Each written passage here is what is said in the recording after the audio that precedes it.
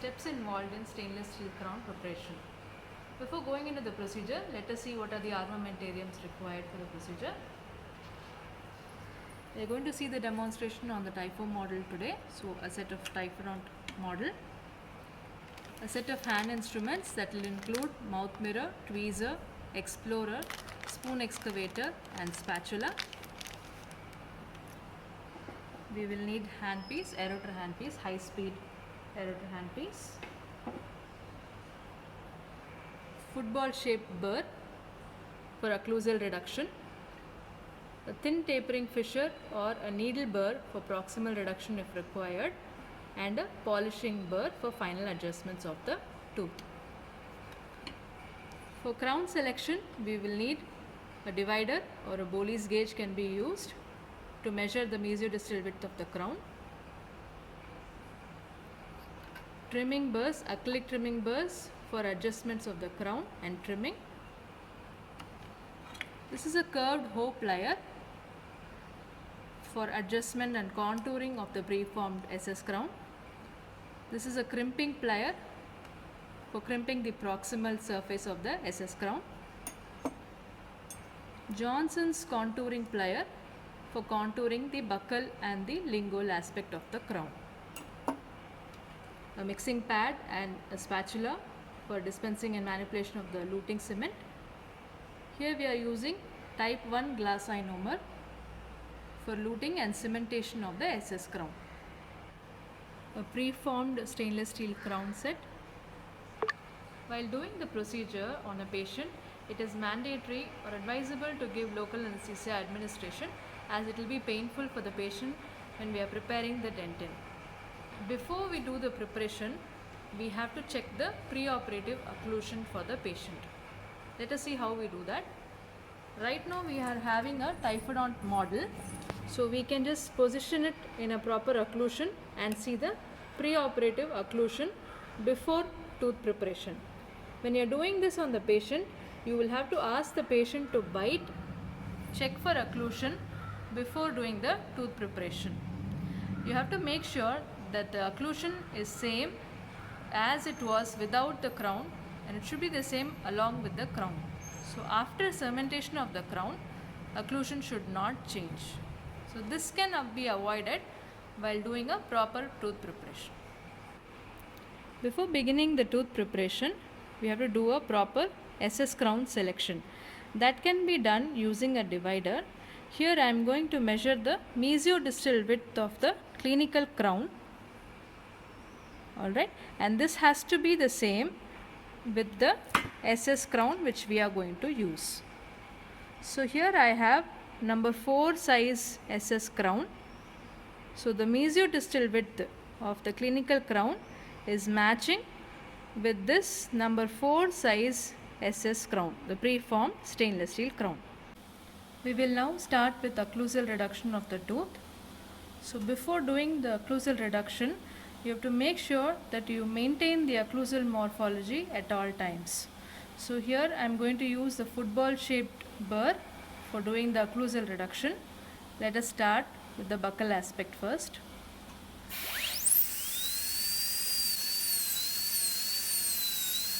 Slowly you have to do the occlusal reduction, maintaining the grooves and cuspal morphology of the tooth.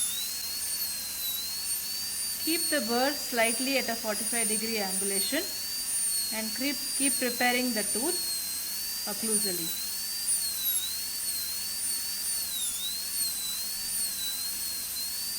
Ideally, the occlusal reduction is done for about 1 to 1.5 mm, but it can vary from patient to patient. For example, if you are treating a patient with a deep bite, you might require little more occlusal reduction to fit the SS crown. Care must be taken not to touch the adjacent teeth while preparing this tooth. We have now completed the occlusal reduction on the buccal aspect of the tooth. Let us see the occlusion from the sides. As you can see, there is an occlusal relief roughly measuring about 1 to 1.5 mm on the buccal aspect. The same thing has to be done for the lingual aspect as well.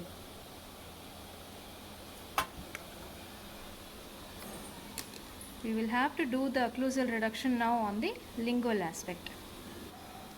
We have completed the occlusal reduction on both buccal and lingual aspect. Now checking the contact point, you have to do the proximal reduction if required. Ideally, when you are doing it for the first primary molar, as there are physiologic spaces present distal to the canine, you will not require to reduce on the mesial aspect of the first primary molar due to the physiologic spacing present there. So as it is required for the patient, you will have to do the proximal reduction. I am going to use a thin tapering fissure here. So this burr can be used for proximal reduction. Let us start doing on the mesial aspect first. Slowly you have to run the burr on the proximal aspect of the tooth to be crowned.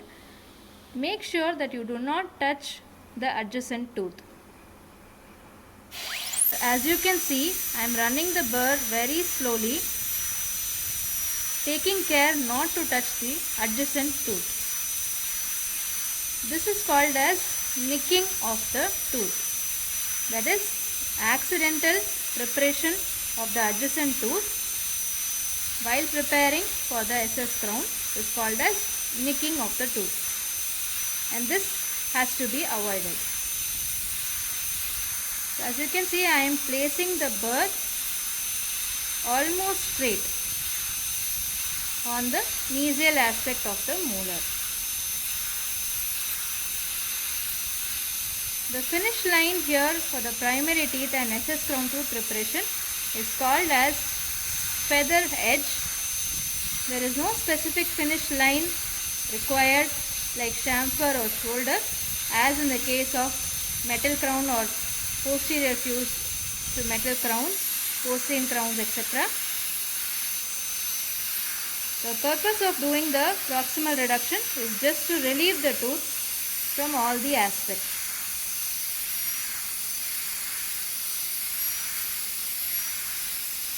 Along with the reduction, I am also roundening the surface, and any sharp margin of the tooth has to be rounded. You can also use a finishing burr for doing this. As you can see, I have done the proximal reduction on mesial aspect. The gap is created, the tooth is relieved from the mesial aspect. Similarly, you have to do the same on the distal aspect of the tooth. Now completed the proximal reduction as well. The tooth preparation has been completed. It is ideal to check once with the help of an explorer or a straight probe for any ledge formation on the proximal aspect. Slowly you just have to run the probe on the proximal aspect. If you find any retention of the probe, that means there might be a ledge formation which has to be removed. So here we do not have any ledge formation. The occlusal and proximal reduction is done completely. As you can see, I have maintained the occlusal morphology and the cuspal pattern of the tooth without reducing it too much on the occlusal aspect. We shall now just do a trial fit for the SS crown which we had selected previously. So the path of insertion for the crown is, for the lower you have to place the SS crown on the lingual aspect first and then slide it on the buccal aspect like this.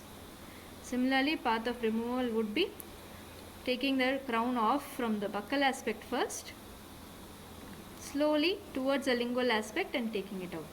Similarly, when you are doing it on the upper jaw, place the crown palatally and slide it with your thumb pressure on the buccal aspect like this.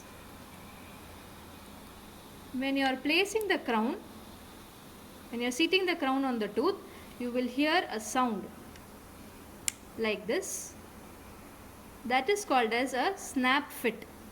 So this is indicating that the tooth preparation has been done adequately and the crown which you have selected for the particular tooth is of correct size. So as you can see in the video, the SS crown is fitting the tooth without any gap on the proximal aspect. The contact is maintained properly, and also now we shall see the occlusion from the sides. As you can see, we have maintained the preoperative occlusion which we had seen before doing the tooth preparation. With the crown, the occlusion is perfect. After you have done the trial fit of the crown, if there are any modifications to be done to the preform crowns, you can use these pliers which I just mentioned in the beginning of the video. The curved hoe plier and also the straight hoe plier is ideally used if we are giving two crowns, that is adjacent crowns.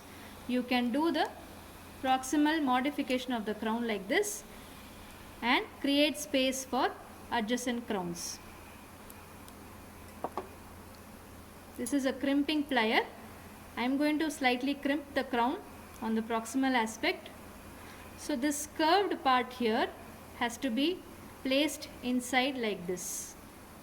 So as you can see, I have placed the curved part inside, and you have to give slight pressure cervically so as to crimp the crown so that the gingival fit is better. Similarly, on the buccal aspect, we will have to use a contouring plier. This bulb or the convex portion of the plier has to be placed inside like this. As you can see, I have placed the convex side of the plier inside the tooth like this, inside the crown, and then you do little bit of contouring on the buccal aspect for better gingival fit. Here we have taken the luting cement and we have filled the crown. You have to fill it halfway before luting it on the tooth. Slowly, like I told you, we place the crown on the lingual aspect and snap it on the buccal aspect like this with thumb pressure. Hold the crown with thumb pressure for some time, or when you are doing it on the patient, you can ask the patient to bite on it. Place a small piece of roll cotton or gauze and ask the patient to bite firmly on the cotton.